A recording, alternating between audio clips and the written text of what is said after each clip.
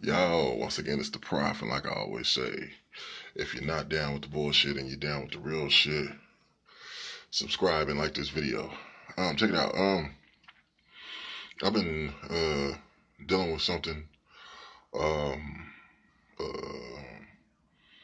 in recent days. My nephew uh Tyrone died, and from a traffic accident. And in the last 3 years, I've lost two nieces and my nephew.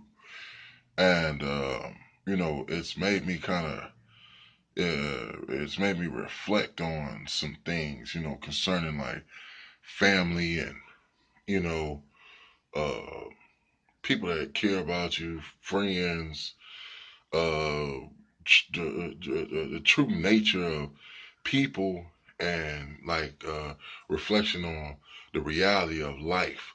you know um the only thing about it was like just a couple of weeks ago.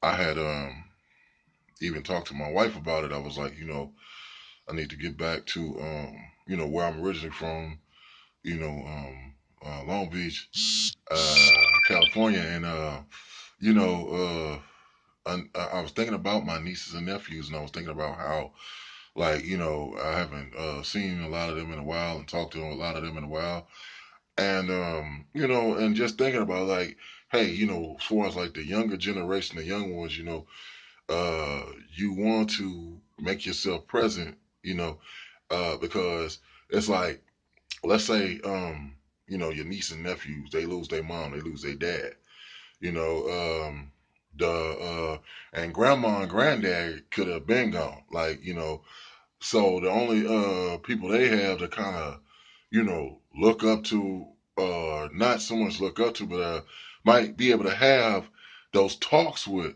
as it pertains to, life, and misunderstandings about life, and things of that nature. Like, you know, it's good to always have somebody that has your best interests at heart, and somebody who you can go and talk to and stuff, and talk about things where they're willing to sit and listen, and understand and give you some advice that you really could profit from and use, and stuff like that.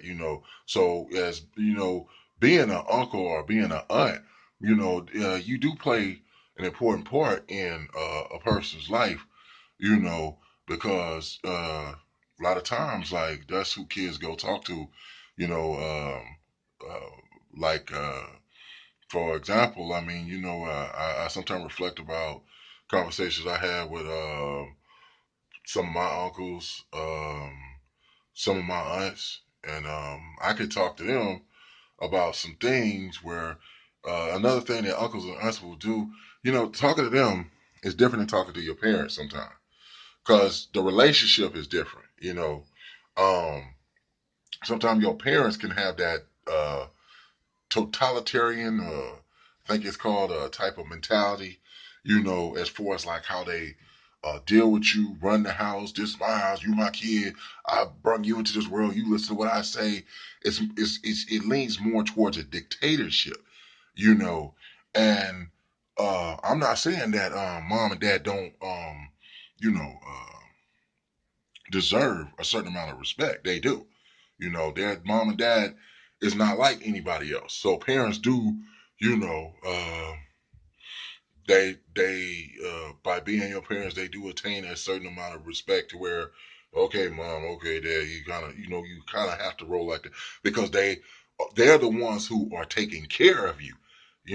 Auntie and aunt don't necessarily, you know, take care of you. They might help mom and dad out with you, for as different things. So they still being family, still helping out and stuff like that. But just like you'll have situations sometimes where you will try to go to your uncle and aunt, and try to talk to them about uh, discrepancies you might have about something that your mom and dad did, and sometimes your uncle and aunt say, "Hey, you know what I'm saying? That's my brother, that's my sister, that's your mom, that's your dad. Hey, you're gonna have to try to figure that out, go what?" Because they're not in that position to say, "Oh, well, who I am, the role I play in life, overrules them." It doesn't, you know. I mean, you get people that even get upset about their own parents, like your kids' grandparents, if they try to even be like, hold on, like even though you my mom and dad, you overstepping your bounds because these are my kids. I'm raising them like you still to be respected, but your authority doesn't overrule the parent. And but it's just, and I was just thinking about that, like how I wanted to go back down there and see it. Then like just some days ago, my brother told me that he said I got bad news. He said the Tyrone died and stuff like that. And I'm like, what the hell? And my nephew and I know my brother just lost his daughter like a couple of years ago, and I cried later on uh, after I got off the phone with my brother, but you know, um, but during the time when I was talking to him, I figured like this man already grieving enough. He lost two of his children in 3 years. You know, one to suicide and one to a car accident. And so I was like, I didn't want him to break down or anything like that. Like, I mean, I know that's got to be really really hard and stuff like that. On him and my sister-in-law and stuff, and my niece and nephews. His brothers and his sisters, and it just made me like think, man, like how you know you have to, you know, always try to stay connected to your family. You know, for the most part, don't never let it be a situation where you just drift away from your family or let them drift away from you just because of uh, some arguments or things that have happened. I would say like this: there might be. I said family, so you gotta understand. I said as a whole, there might be some individuals within that family that you have had some serious disagreements with, to where you might have to say, hey, that cousin, sometimes even that brother or sister, you might say, hey, I got it. I can't, nah, because it might have went to a level where damn near about to get physical or something like that, or some matter of disrespect. I mean, sometimes people do things, cousins, relatives messing with each other wives, or messing with each other husbands, stuff, or people might have had former prior relationships. You cross certain lines, and it's like, oh man, you might not be able to come back from certain things with certain individuals. But when I said family, I'm talking about some people get so upset at one person that they start distancing themselves from everybody, you know. And it's like, wait a minute, hold on, I didn't do nothing to you. Why? That's just like if one of my brothers had a problem with one of the other brothers. Okay, where something he did like was really, really serious. Okay, well, yo, when I call you up, don't be ignoring the phone when I call, or when I come by. I didn't do it. You know, I might have tried to patch things up between them the most I could, but sometimes when you on the outside looking in, that's not so easy to do. So you can't take it as some kind of disrespect, whatever, if people just don't listen or adhere to to the way you think it should go because you wasn't involved in it. Only those two people know passionately and emotionally how they feel about the situation that's making them probably don't want to be around each other or whatever. Sometimes, if you try to put family members together and it doesn't work, sometimes what you got to take from that is at least I tried. But but when you have problems and stuff with family members just because of what one individual said or did to you or something like that, don't make that mistake because you have people that still love you. Family is the one people that feel morally obligated to love and care about you. You could be like, I don't like my cousin, that's my auntie's son, or that's my uncle's son, or my uncle's daughter. Well, so that's the reason why I go and do this for them, or I whatever try to help them, whatever. You know, seeing things of that nature. That's how family be. So-called friends don't necessarily feel like that, you know. And sometimes you could wind up being the person who more is the friend than the other person. They say that friends are supposed to be family, just not blood related. Meaning that, true friends really care about you, the person. But a lot of times you find out you have fair weather friends, you know, where basically they're only around if you can give them some kind of benefit or they can advance themselves in some kind of way by being around you. You know, a lot of times it's like you have guys like the reason why they come around you is because, or they be like, oh, my partner, yo, he the man because maybe you a dude that got a lot of money. You out there really hustling, everybody know you for that. So he think if he stands by you and takes a snapshot and he's or he takes a selfie and got you in it with him or something like that, if he's in the picture frame, he wants to be in the picture frame with you because he wants to use you as like influence on people's mind, as far as like how they see him. So they can see it's like trying to stand next to greatness. He's not great, but he wants to stand next to it. And so therefore he figures like, well, it gives the illusion of greatness because he's my friend or whatever. But, you know, he just using you for the come up. You either or you a dude that like, yo, you a chick magnet type of dude. A lot of females be around you. So he'll come and hang around you, thinking he gonna get like what you don't want, like what you cast off to the side and stuff like that. He gonna try to get in and say, yo, like how dudes be riding with the celebrity partners that they be having and all that stuff.